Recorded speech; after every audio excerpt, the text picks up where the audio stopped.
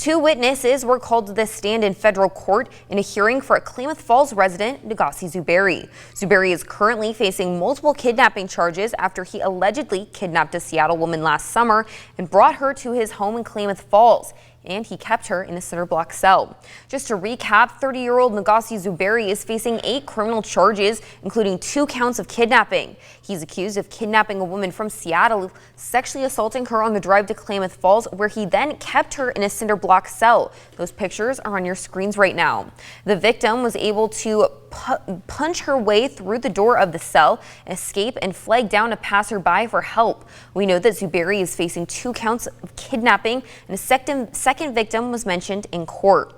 The prosecution called 2 witnesses to the stand, Detective Sergeant Chris Zupan and Detective Jesse Snyder, both of the Klamath Falls Police Department. Zupan responded to the incident on July 15, 2023, where he later interviewed the victim and then eventually Zuberi's former partner, Alicia Westfall. During his conversation with Westfall, Zupan said it was clear she was not being truthful, saying, quote, "I never got a straight answer from her."